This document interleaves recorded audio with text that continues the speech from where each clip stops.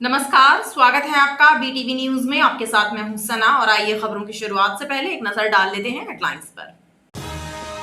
जबलपुर में जैन समाज ने विनयांजलि सभा की आयोजित। सर्वधर्म के लोगों ने आचार्य विद्यासागर जी महाराज को दी श्रद्धांजलि। छत्तीसगढ़ में लाखों की चोरी करने वाले अंतर्राज्यीय चोर गिरोह को शासकीय रेल पुलिस ने पकड़ा। 3 शातिर चोरों से जब्त किए 5.5 लाख रुपए नकदी और लाखों रुपए कीमत के जेवरात। जबलपुर पहुंची छत्तीसगढ़ पुलिस की टीम। और जबलपुर की सिविल लाइन थाना पुलिस ने जब्त किए चोरी किए हुए 25 दोपहिया वाहन चोर सहित चोरी के वाहन खरीदने वालों को भी किया गिरफ्तार।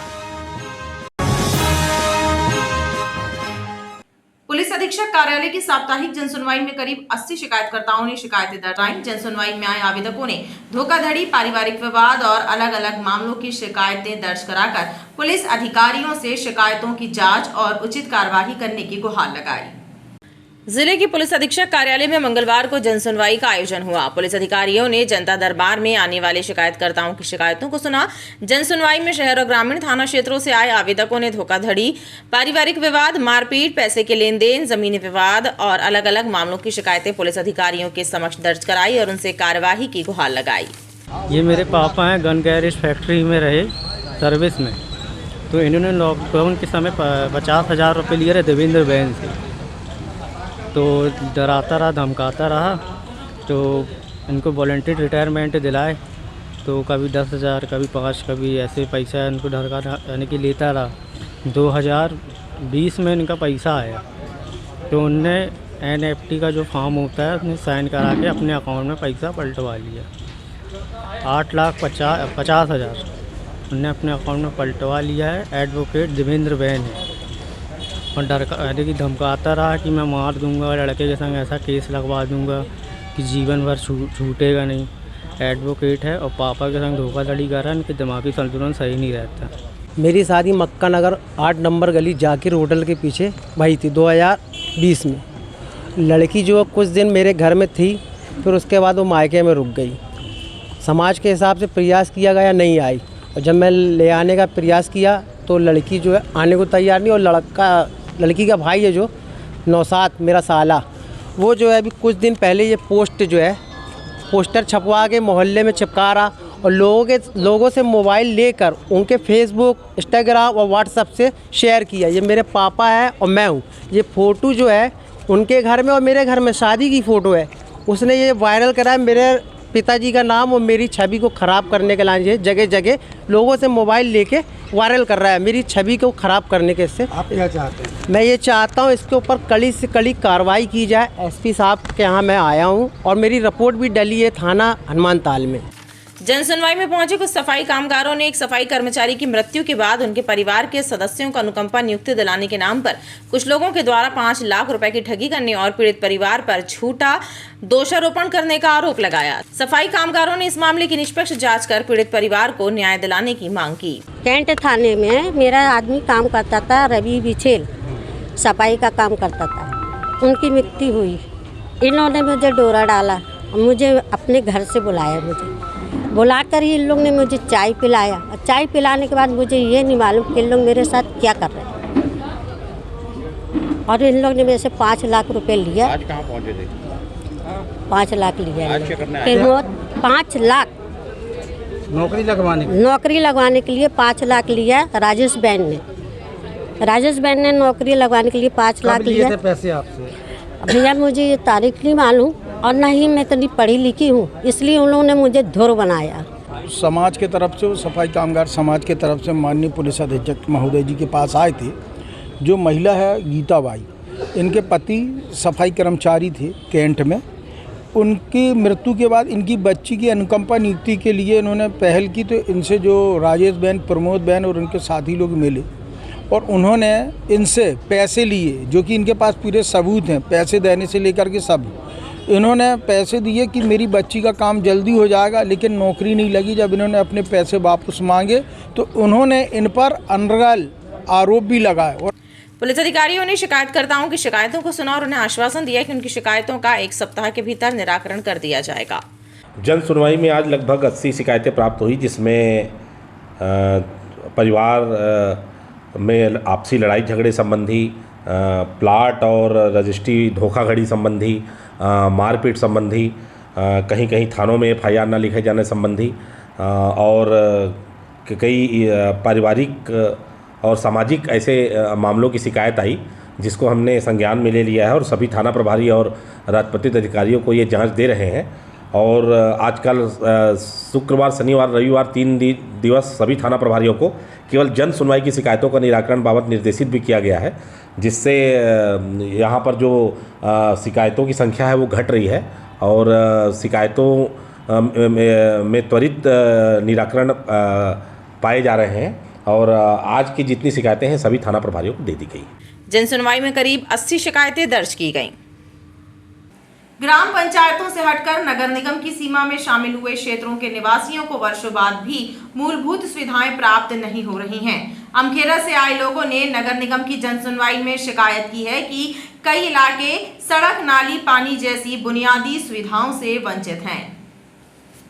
नगर निगम मुख्यालय में आयोजित साप्ताहिक जन सुनवाई में इस सप्ताह कुल 21 शिकायतें पहुंची, जिनमें अधिकांश शिकायतें अतिक्रमण शाखा एवं भवन शाखा से संबंधित रहीं। अमखेरा, ओमकार नगर बस्ती से आए लोगों ने बताया कि नगर निगम की सीमा में शामिल हुए कई वर्ष हो गए हैं, बाकायदा टैक्स दे रहे हैं, उसके बावजूद मूलभूत सुविधाएं नसीब नहीं हो रही हैं। हम लोग ओमकार नगर अमखेरा से आए हैं, समस्त बस्तीवासी। माननीय मुख्यमंत्री के द्वारा आदेश हुआ था कि जो अवैध कॉलोनियां उनको वैध किया जाएगा। उनके आदेश को पालन करते हुए हम समस्त बस्तीवासी आवेदन क्रय विक्रय पत्र के साथ कॉलोनी सेल और अपने माननीय कमिश्नर महोदय को 13/6/2023 को आवेदन दिया था, जिसमें कॉलोनी सेल वहां विवाद की स्थिति उत्पन्न कर रहा है। जैसे कि खसरा पूरे का सर्वे होना चाहिए, तो पूरे खसरा का सर्वे ना करते हुए एक मकान, दूर दूर मकान बने हों, उनका सर्वे करने का आदेश पारित किया है, जिसके लिए अभी हम 4 दिन पहले माननीय आयुक्त महोदय जी से मिले थे समस्त बस्तीवासी। और आज जन सुनवाई में पुनः हम लोग फिर आए हुए हैं, कारण कि वार्ड क्रमांक 74 हमारा नया वार्ड बना है और पिछले 13 वर्षों से हम लोग मूलभूत सुविधाओं से वंचित हैं और समय पर टैक्स भी पेड कर रहे हैं। वहीं शहर के अलग इलाकों से आए लोगों ने अतिक्रमण शाखा एवं जल विभाग से संबंधित शिकायतें की। सर, हमारे प्लाट में पीछे रहने वालों ने अवैध कब्जा किया। हम अभी पुराना मकान तोड़ के नया बनाना है, तो वो पीछे ने 3 साइड लगा के कब्जा कर लिया। यहाँ बोलते हैं न्यायालय का प्रकरण है, ऐसा है वैसा है। और जो लीज एरिया है, लीज तो नगर निगम की है ना, तो नगर निगम वालों करना चाहिए ना कार्रवाई। यही बात है। अब बोलते देखते हैं, हम 2 बार आवेदन दे चुके, उसके बाद कुछ कार्रवाई नहीं हुई। CM हेल्पलाइन में लगाया, बोलते हैं हो रहा ना करना हो रहा, कुछ वो नहीं रहा। नाम की CM हेल्पलाइन है, नाम का इनका जन सुनवाई के कुछ होता कुछ है नहीं। ये भवन शाखा आया था, मैं थोड़ा सा मकान बढ़ा है मेरी ज़मीन पे, और उस पर मैंने ज़मीन छोड़ी थी अपने निकलने आने जाने के लिए, जिस पे बाजू वाला है उसने उस पर काबिज कब्जा कर लिया। मतलब आने जाने में हमेशा दारू पी के अवैध व्यवहार करना, ऊट पटांग बोलना, 2-3 बार हो गए। इसकी शिकायत मैंने आज दर्ज करवाई है। यहाँ कहाँ से आया? इसने नगर मदल महल विद्यासागर विहार कॉलोनी से आया हुआ हूँ। विद्यासागर विहार कॉलोनी में कॉलोनी तो बन गई है, मगर पानी की व्यवस्था अभी नहीं हो पा रही है, और जिसकी वजह से वहाँ का जो पीने का पानी अभी किसी भी घर में नहीं जा रहा, और लोग बाग बहुत परेशान हो रहे हैं और बीमार हो रहे हैं। हमने यहाँ पे नगर निगम आयुक्त जी को लेटर दिया हुआ है, पहले भी एक बार बताया हुआ है, बोला हो जाएगा, और आज मैं फिर दोबारा आया हुआ हूँ, और साथ में एक एप्लीकेशन लेके मैंने HO को ये दोबारा दी हुई है। सभी शिकायतों पर सुनवाई करते हुए अपर आयुक्त RP मिश्रा एवं अधीक्षण यंत्री अजय शर्मा ने लोगों को भरोसा दिलाया कि नियम अनुसार कार्यवाही की जाएगी।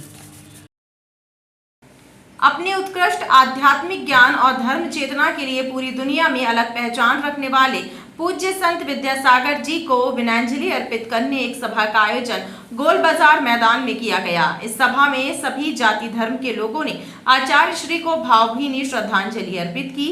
इस दौरान बड़ी संख्या में लोग शामिल रहे। जैन पंथ के पूज्य संत आचार्य विद्यासागर जी महाराज को विनयाञ्जलि अर्पित करने के लिए श्री दिगंबर जैन पंचायत सभा, श्री दिगंबर जैन संरक्षणी सभा द्वारा एक विशाल सभा का आयोजन गोल बाजार में किया गया। इस सभा में सभी जाति धर्म के लोगों ने आचार्य विद्यासागर जी महाराज के चरणों में अपनी विनयाञ्जलि अर्पित की। वो सच्ची श्रद्धांजलि अगर देनी है, कारण वो सदगुरु भगवंत तो मोक्ष यात्रा में आगे के लिए निकल गए, किंतु अब हमें उनके पास जाना पड़ेगा। और वहाँ जाने के लिए उन्होंने जो त्याग की लंबी लिस्ट देखी, सही में बहुत एक आश्चर्य है और एक अंदर अहोभाव प्रकट हुआ कि इस काल में भी चतुर्थ काल के जैसा संयम जीवन शक्य है। बस अंदर सत्व चाहिए। वास्तव में वो राष्ट्र संत नहीं थे, उन्हें जगत गुरु कहना चाहिए, कारण उन्होंने मात्र जैन या आर्य संस्कृति वहाँ तक नहीं रुके, सिर्फ मानव जाति तक नहीं रुके, जगत के प्राणी मात्र के प्रति उनके हृदय में जो करुणा थी, उनके हृदय में जो मैत्री भाव था, वो भाव वास्तव में बताता है वो वर्तमान काल में देवलोक में होंगे। आचार्य श्री 108 विद्यासागर जी महाराज ने 18 फरवरी 2024 को चंद्रगिरी तीर्थ छत्तीसगढ़ में समाधि ली। उनके देह त्याग करने से जैन समाज सहित पूरे देश में शोक की लहर है।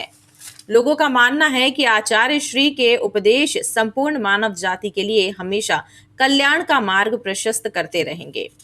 हमारी संपूर्ण जैन समाज जो शोक में व्यक्त थी, आचार्य श्री गुरुवर विद्यासागर जी महाराज की जो विद्यांजलि सभा आज जबलपुर समाज ने रखी है, पूरा जबलपुर का जैन समाज आज इस विद्यांजलि सभा में सामूहिक रूप से अपनी विद्यांजलि श्रद्धा गुरुजी को समर्पित कर रही है। आचार्य विद्यासागर जी महाराज गुरुवर जन जन के संत थे। वैसे तो जैन समाज द्वारा 25 तारीख को समस्त भारतवर्ष में विनयांजलि का कार्यक्रम आयोजित किया गया था, लेकिन जबलपुर में जैसा कि देखा जा रहा था कि हर वर्ग के लोग जन जन गुरुजी को श्रद्धांजलि देने के लिए बहुत ज़्यादा उत्सुक थे।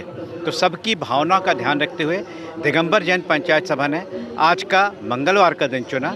जैसा कि आप देख रहे हैं चारों तरफ लगभग हर धर्म के श्रद्धेय धर्मगुरु आ रहे हैं और आचार्य श्री के चरणों में अपनी विनयांजलि अर्पित कर रहे हैं। आज का जो पंडाल है लगभग 20 से 25 हज़ार की जनता आज यहाँ आ चुकी है और सभी के एक भाव है कि गुरुवर के चरणों में हम अपनी अंतिम विनयांजलि प्रस्तुत करें और जो गुरुवर मोक्ष मार्ग की ओर प्रशस्त हो रहे हैं, निश्चित उन्हें मोक्ष मार्ग प्राप्त हो। आज के इस आयोजन में जैन पंचायत सभा और दिगंबर जैन संरक्षित सभा और जैन नियोग सभा द्वारा इस आयोजन को पूरे समस्त जैन समाज और समस्त सकल समाज के लिए आयोजित किया गया है।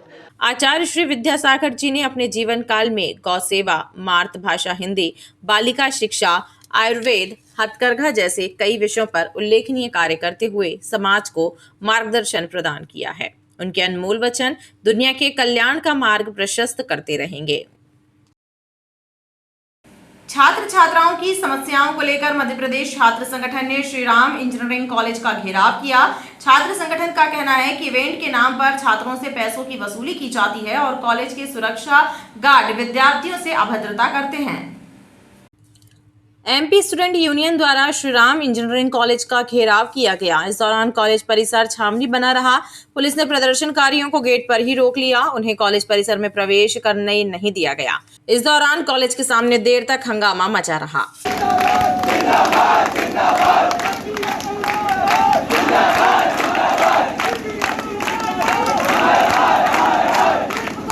यहाँ बीबीए बीकॉम के बच्चों को बोला गया कि अगर तुम यहाँ से निकले, गेट तोड़ के निकले, टॉयलेट से भागे, इतनी मार मारूंगा जीवन सुधर जाएगा। बेचारे बच्चे परेशान हैं। आप सब बच्चों से पूछिए।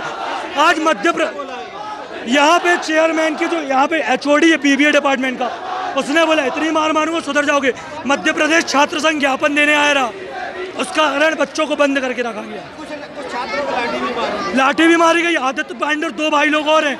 बाउंसर ले गए, एक मुच्छड़ बाउंसर काले कलर का, इतनी मार मारा कि पीछे में उठ चला।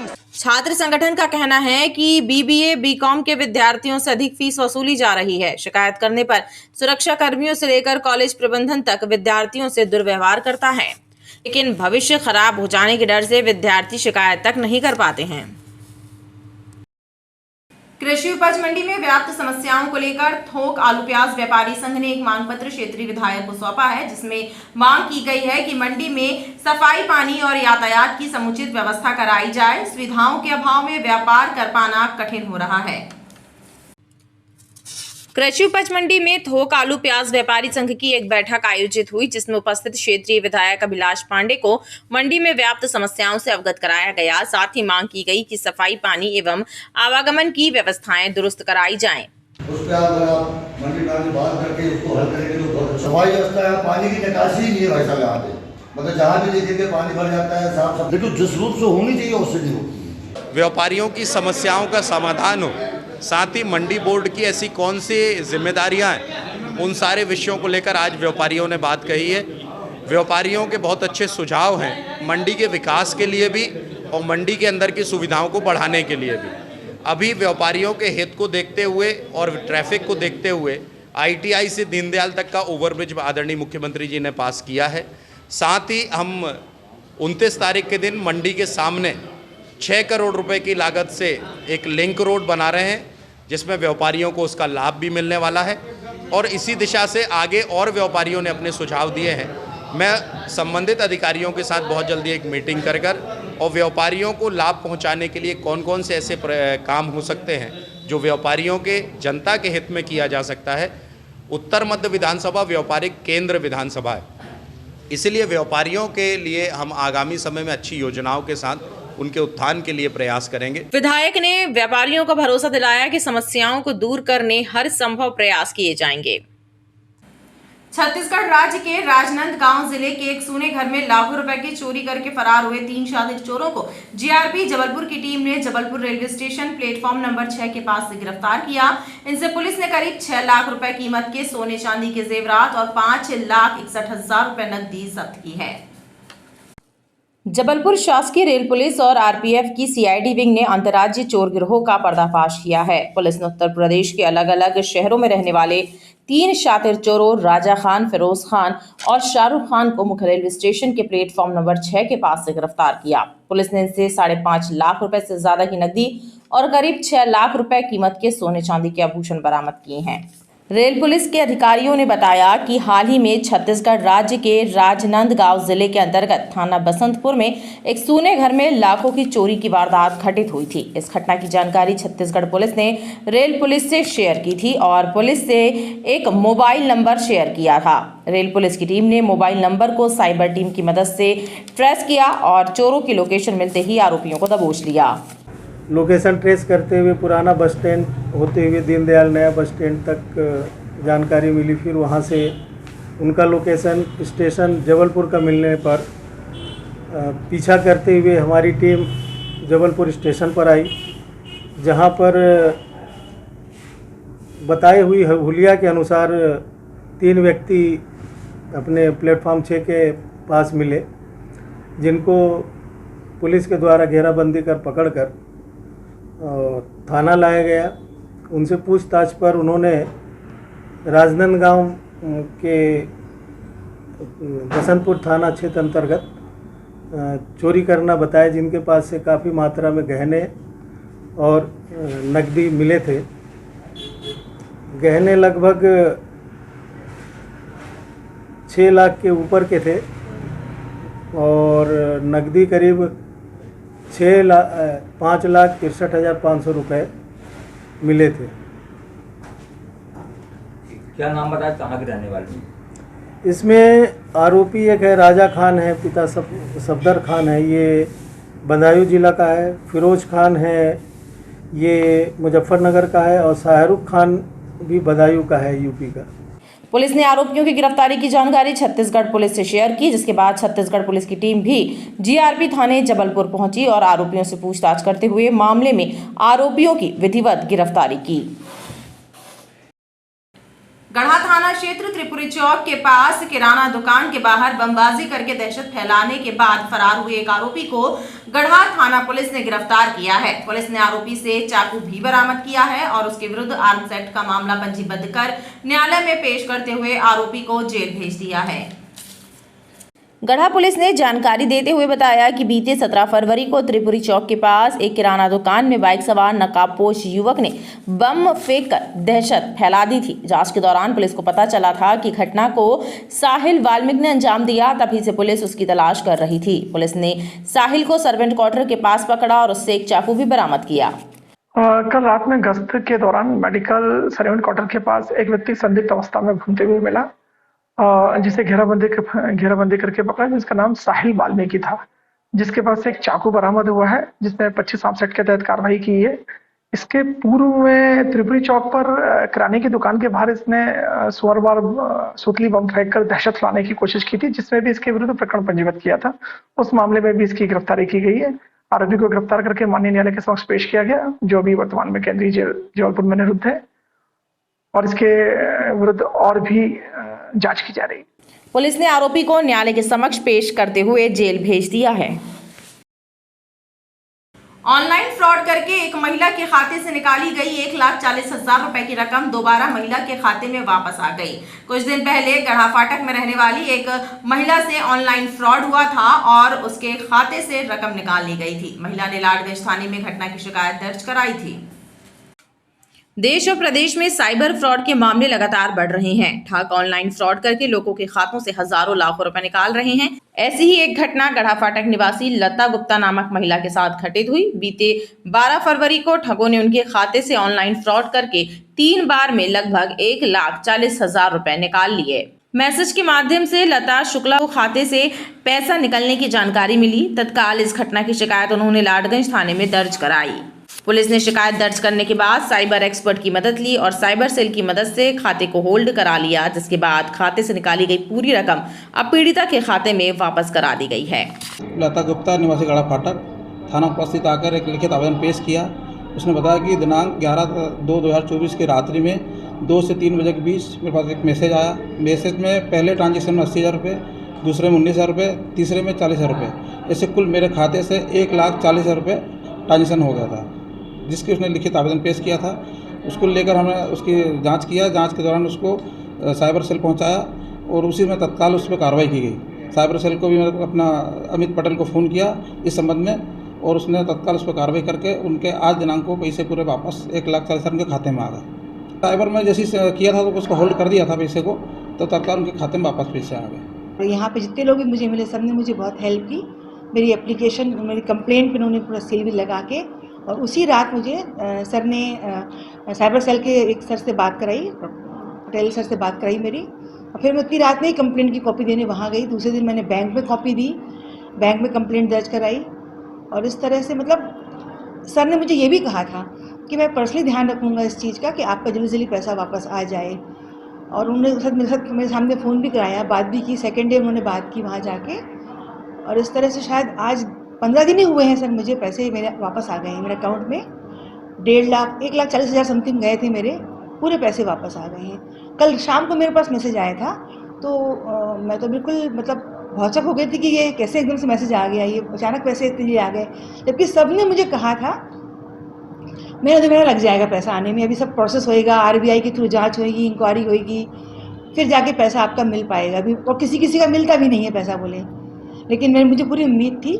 पुलिस और साइबर एक्सपर्ट की टीम अब मामले की जांच कर फ्रॉड करने वाले लोगों की पतासाजी कर रही है। जिले के ग्रामीण इलाकों में अवैध शराब का कारोबार करने वाले 3 लोगों को पुलिस ने गिरफ्तार किया है। आरोपियों में एक महिला भी शामिल है। इनसे पुलिस ने 195 लीटर कच्ची शराब और शराब परिवहन में उपयोग की जा रही 2 मोटरसाइकिलें भी जब्त की हैं। पुलिस अधिकारियों ने बताया कि कटंगी के कूड़न मोहल्ला में रहने वाली राखी कुचबंधिया के घर अवैध कच्ची शराब रखे होने की सूचना पर कटंगी थाना और क्राइम ब्रांच की टीम ने दबिश दी, जहां घर के आंगन में प्लास्टिक के कुप्पों में 75 लीटर शराब बरामद की गई। कुचबंधिया के विरुद्ध प्रकरण दर्ज किया गया है। इसी प्रकार पनागर पुलिस ने भी अलग अलग क्षेत्रों से मोटरसाइकिल से अवैध शराब का परिवहन कर रहे अतुल केवट उर्फ काला और राजन केवट को गिरफ्तार किया है। इनसे अवैध शराब और मोटरसाइकिल जब्त कर दोनों के विरुद्ध आबकारी एक्ट के तहत प्रकरण दर्ज किया गया है।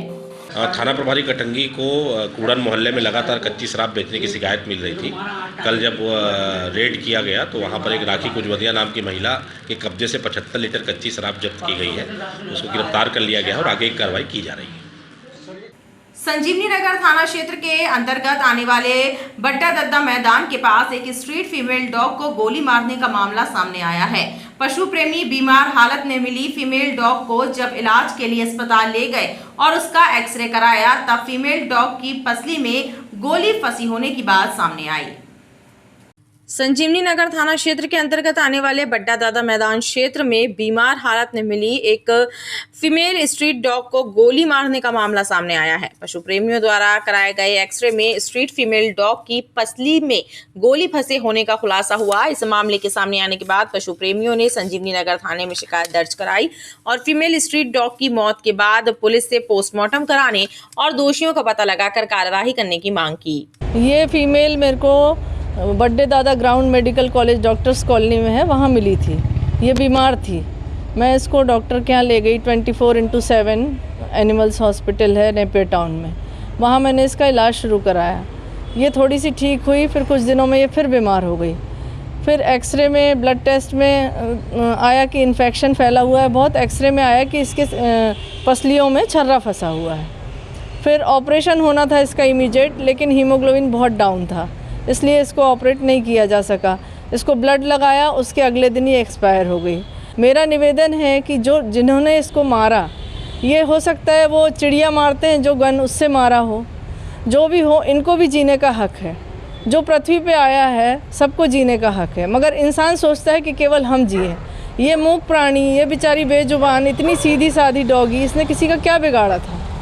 मेरा निवेदन है कि जिसने भी इसको मारा है उसके ऊपर कड़ी से कड़ी कार्रवाई की जाए। हम लोग पोस्टमार्टम करवाने के लिए संजीवनी नगर हॉस्पिटल है, गवर्नमेंट हॉस्पिटल, तो वहाँ पे आए हुए हैं। इसकी सूचना पुलिस को दी? हाँ, पुलिस को दी है और पुलिस से FIR भी दर्ज हुई है, उसकी रिपोर्ट भी यहाँ पे दिखाई गई है सरकारी हॉस्पिटल में। पशु प्रेमी की शिकायत के आधार पर पुलिस अब मामले की जांच कर रही है। मृत हुई फीमेल स्ट्रीट डॉग के शव का पोस्टमार्टम कराया जा रहा है। पुलिस अधिकारियों का कहना है कि पोस्टमार्टम रिपोर्ट मिलने के बाद मामले में वैधानिक कार्यवाही की जाएगी। शहर के अलग अलग क्षेत्रों, खासकर high court, railway station, Rani Durgavati विश्वविद्यालय कैंपस के आसपास से 2 पहिया वाहन की चोरी करने वाले एक शातिर वाहन चोर को सिविल लाइन पुलिस ने गिरफ्तार किया। इसकी निशानदेही पर पुलिस ने चोरी किए हुए 25 2 पहिया वाहन बरामद किए हैं। सिविल लाइन थाना पुलिस ने एक शातिर वाहन चोर को गिरफ्तार किया है। इसकी निशानदेही पर पुलिस ने 20 लाख रुपए कीमत के 25 2 पहिया वाहन बरामद किए हैं। पुलिस अधिकारियों ने इस मामले का खुलासा करते हुए बताया कि नरसिंहपुर जिले के रहने वाले 48 वर्षीय कृपाशंकर पाठक को पुलिस ने वाहन चोरी के मामले में गिरफ्तार किया। इसने शहर के अलग अलग क्षेत्रों, खासतौर पर high court, railway station, Rani Durgavati विश्वविद्यालय के आसपास के इलाके से इन वाहनों की चोरी करने के बाद नरसिंहपुर जिले में बेच दिया था। पुलिस ने वाहन चोरी की बढ़ती वारदातों को देखते हुए जब जांच शुरू की तो CCTV फुटेज में एक संदेही नजर आया। छानबीन करने पर कृपाशंकर पाठक को हिरासत में लिया गया और जब पूछताछ की गई तो इस पूरे मामले का खुलासा हुआ। पुलिस के मुताबिक कृपाशंकर रैकी करके वाहनों की चोरी करता था और पड़ोसी जिले नरसिंहपुर में इन वाहनों को कम कीमत पर बेच देता था। इसने चोरी की घटनाओं को अंजाम देने के लिए कुछ लोगों का सहयोग भी लिया था, जिनकी भी पतासाजी की जा रही है। काफी दिनों की मेहनत के बाद एक जो प्रमुख चोर है कृपाशंकर पाठक, ये पकड़ा गया है और जब इससे काफी पूछताछ करी गई तो इसने खुद के द्वारा 25 गाड़ी चोरी करके नरसिंहपुर जिले में बेचना बताया है। ये सिविल लाइंस थाने के द्वारा 25 गाड़ियां बरामद कर ली गई हैं। देखिए, ये एक ऐसे सामान्य चोर जैसा नहीं दिखता, ये 48 वर्ष का आदमी है और ये जो है झोला वोला टांग के और इस तरह से ही आता था कि जैसे मान लीजिए किसी काम से आया हो परिसरों में, हाईकोर्ट के बाहर या यूनिवर्सिटी के बाहर, और कई बार ये अपने साथ किसी साले को या किसी और को भी लेके आता था और इसके पास एक चाबी रहती थी। पूछताछ से बताया है कि जिन गाड़ियों का लॉक थोड़ा सा कमजोर रहता था उनको उस चाबी की मदद से खोल लेता था और चलाते हुए चले जाता था बड़े आराम से। नरसिंहपुर में भी इसका बेचने का तरीका ही बड़ा अलग था कि वहाँ ये लोगों को बोलता था कि मैं गाड़ी खरीदने बेचने का काम करता हूँ, जबलपुर से गाड़ियाँ लेकर आ रहा हूँ और गाड़ियाँ कई इसमें नई गाड़ियाँ भी हैं तो बड़े सस्ते कीमत पे इसने वहाँ पर बेच दिया है। ये नरसिंहपुर गाड़ावाड़ा के पास एक गांव का रहने वाला है और वहाँ उसने ये काम चालू किया था। शहर के बाहर से आते हैं जो लोग वाहन स्टैंडों में गाड़ियां खड़ी कर देते हैं, वो गाड़ियां ही चोरी की हैं। नहीं, इसका कोई आपराधिक रिकॉर्ड नहीं है। ये पहले फुल्की बेचने का काम करता था और बाद में जब उससे उसकी ज़रूरतें पूरी नहीं हुई तो धीरे से ये इस रास्ते पर आ गए। पुलिस ने वाहनों की चोरी करने वाले कृपाशंकर पाठक के साथ चोरी के वाहन खरीदने वाले 14 लोगों को भी प्रकरण में गिरफ्तार किया है। ये सभी लोग नरसिंहपुर जिले के रहने वाले हैं। प्रारंभिक पूछताछ में पुलिस ने इनसे अब तक 25 दोपहिया वाहन जब्त किए हैं, जिनमें से कुछ वाहन बिल्कुल नए हैं, जिन्हें इनके द्वारा कम कीमत पर बेच दिया गया था। अब पुलिस पूरे मामले की पड़ताल कर वाहन मालिकों का पता लगा रही है। गढ़ा थाना क्षेत्र सुपाताल रामायण मंदिर के पीछे बस्ती में रहने वाली महिलाएं शराबखोरों के आतंक से भयभीत हैं। महिलाओं ने गढ़ा थाने में शिकायत दर्ज कराई है और पुलिस से शराब पीकर आतंक मचाने वालों पर कार्यवाही करने की मांग की है। गढ़ा थाना क्षेत्र सुपाताल रामायण मंदिर के पीछे बस्ती में रहने वाली महिलाएं गढ़ा थाने शिकायत दर्ज कराने पहुंची। महिलाओं ने आरोप लगाया कि बस्ती में शराबखोरी करने वालों ने आतंक मचा रखा है। महिलाओं से गाली गलौज और छेड़खानी करने की घटनाएं बढ़ गई हैं, जिससे महिलाएं खुद को असुरक्षित महसूस कर रही हैं। महिलाओं ने पुलिस से कार्यवाही करने की मांग की है। यहाँ पर लगातार शराबखोरी की घटनाएं अत्यधिक बढ़ गई थी और जिसकी शिकायत पूर्व में भी हम थाना प्रभारी महोदय से कर चुके हैं। अब समस्या ये है कि कुछ शराबखोर करके दारूखोर लोग हैं, आते जाते महिलाओं को भी छेड़ते हैं और गाली गलौज करते हैं और इतना अभद्रता करते हैं कि हमारा जीना दूभर हो गया। इसी समस्या को लेकर आज हम सभी आए थे, थाना प्रभारी महोदय से मिले और महिलाओं ने, हमारी सब बहनों ने उनसे शिकायत की और टीआई साहब ने आज कल में ही उनकी समस्या का निराकरण का आश्वासन दिया। हम लोग कंप्लेंट डालने के लिए आए। खिल्लू चौधरी है, वो गंदी गंदी गाली बकता है औरतों को और शराब पीकर बहुत ज्यादा बदमाशी भी करता है और इसलिए हम गढ़ा थाने आए थे कंप्लेंट डालने के लिए। ये पूरी घटना कहाँ की है? ये रामायण मंदिर देवताल पीछे, रामायण मंदिर देवताल पीछे। ये क्या करता है? ये टायर का काम करता है और उसके आयोजन यही काम है। बिल्कुल टीआई साहब ने बोले हम देख लेंगे, भेज रहे हैं अभी। महिलाओं ने इस संबंध में गढ़ा थाना प्रभारी नीलेश दोहरे से मुलाकात की और आप बीती सुनाई, जिस पर थाना प्रभारी ने तत्काल कार्यवाही करने का आश्वासन महिलाओं को दिया।